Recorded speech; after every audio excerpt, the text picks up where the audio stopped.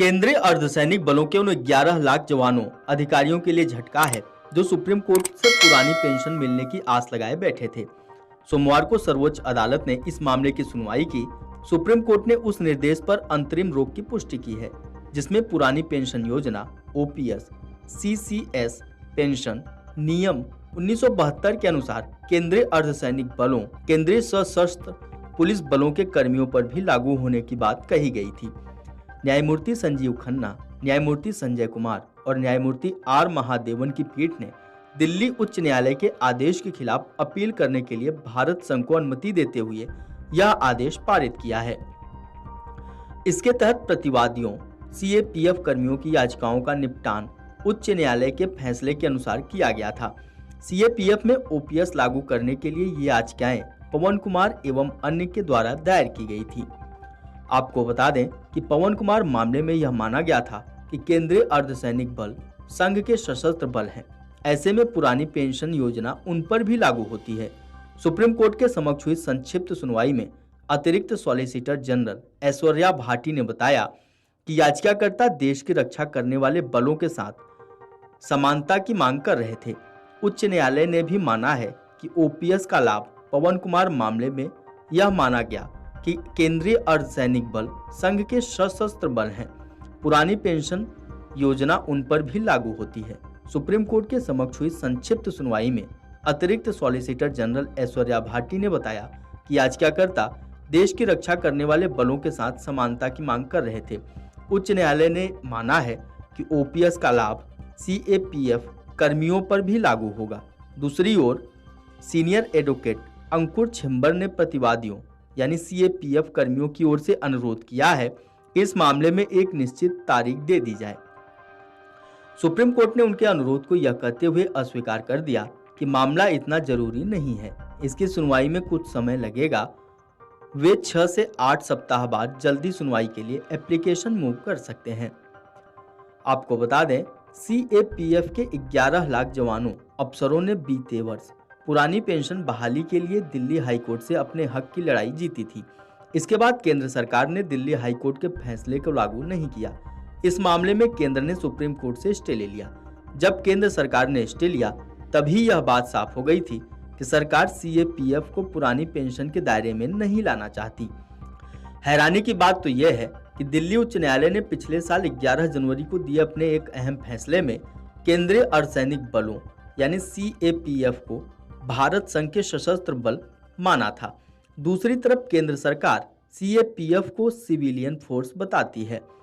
अदालत ने इन बलों में लागू एनपीएस को स्ट्राइक डाउन करने की बात कही। हाईकोर्ट ने अपने फैसले में कहा था कि चाहे कोई आज इन बलों में भर्ती हुआ हो, पहले कभी भर्ती हुआ हो या आने वाले समय में भर्ती होगा, सभी जवान और अधिकारी पुरानी पेंशन स्कीम के दायरे में आएंगे।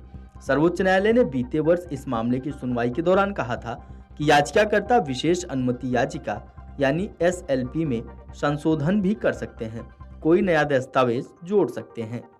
जानकारों का कहना है कि सीएपीएफ पर भारतीय सेना के कानून लागू होते हैं। फोर्स के नियंत्रण का आधार भी सशस्त्र बल है। इन बलों के लिए जो सर्विस रूल्स तैयार किए गए हैं उनका आधार भी फौज है।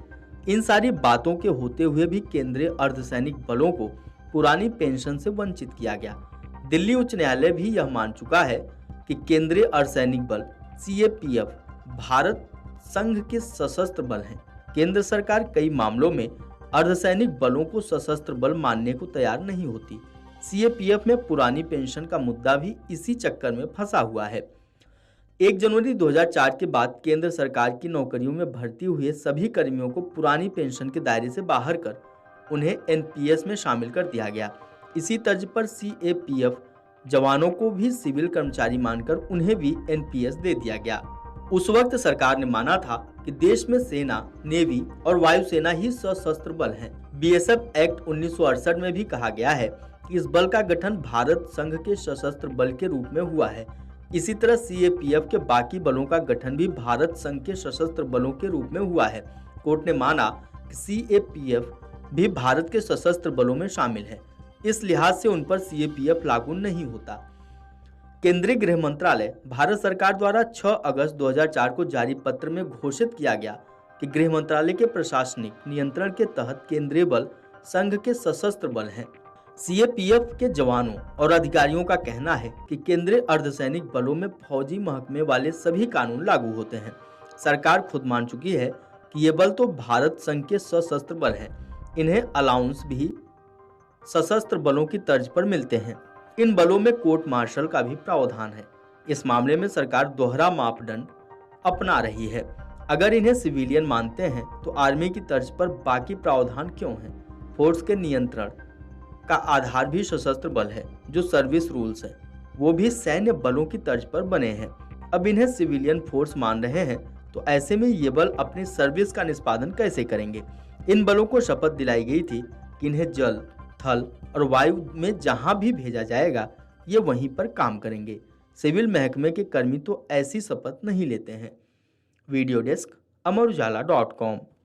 अगर आप ये वीडियो YouTube पर देख रहे हैं तो हमारे चैनल को सब्सक्राइब करें और बेल आइकन को दबाना ना भूलें। अगर आप Facebook पर ये वीडियो देख रहे हैं तो हमारे पेज को लाइक करें। केंद्रीय अर्धसैनिक बलों के उन 11 लाख जवानों अधिकारियों के लिए झटका है जो सुप्रीम कोर्ट से पुरानी पेंशन मिलने की आस लगाए बैठे थे। सोमवार को सर्वोच्च अदालत ने इस मामले की सुनवाई की। सुप्रीम कोर्ट ने उस निर्देश पर अंतरिम रोक की पुष्टि की है जिसमें पुरानी पेंशन योजना ओपीएस सीसीएस पेंशन नियम 1972 के अनुसार केंद्रीय अर्धसैनिक बलों, केंद्रीय सशस्त्र पुलिस बलों के कर्मियों पर भी लागू होने की बात कही गई थी।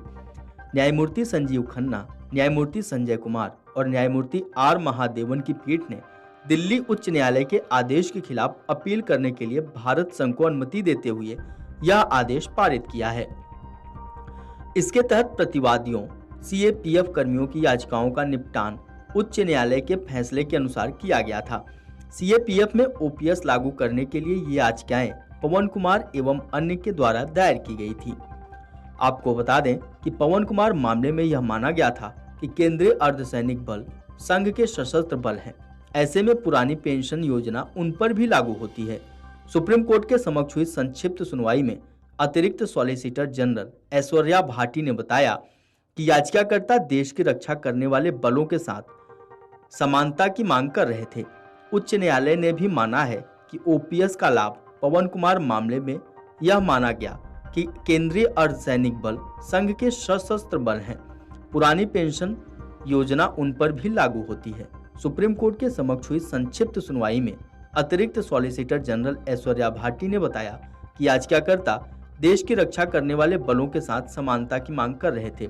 उच्च न्यायालय ने माना है कि ओपीएस का लाभ सीएपीएफ कर्मियों पर भी लागू होगा। दूसरी ओर सीनियर एडवोकेट अंकुर छिंबर ने प्रतिवादियों यानी सीएपीएफ कर्मियों की ओर से अनुरोध किया है कि इस मामले में एक निश्चित तारीख दे दी जाए। सुप्रीम कोर्ट ने उनके अनुरोध को यह कहते हुए अस्वीकार कर दिया कि मामला इतना जरूरी नहीं है, इसकी सुनवाई में कुछ समय लगेगा। वे 6 से 8 सप्ताह बाद जल्दी सुनवाई के लिए एप्लीकेशन मूव कर सकते हैं। आपको बता दें, सीएपीएफ के 11 लाख जवानों अफसरों ने बीते वर्ष पुरानी पेंशन बहाली के लिए दिल्ली हाईकोर्ट से अपने हक की लड़ाई जीती थी। इसके बाद केंद्र सरकार ने दिल्ली हाईकोर्ट के फैसले को लागू नहीं किया। इस मामले में केंद्र ने सुप्रीम कोर्ट से स्टे ले लिया। जब केंद्र सरकार ने स्टे लिया तभी यह बात साफ हो गई थी कि सरकार सीएपीएफ को पुरानी पेंशन के दायरे में नहीं लाना चाहती। हैरानी की बात तो यह है कि दिल्ली उच्च न्यायालय ने पिछले साल 11 जनवरी को दिए अपने एक अहम फैसले में केंद्रीय अर्धसैनिक बलों यानी सीएपीएफ को भारत संघ के सशस्त्र बल माना था। दूसरी तरफ केंद्र सरकार सीएपीएफ को सिविलियन फोर्स बताती है।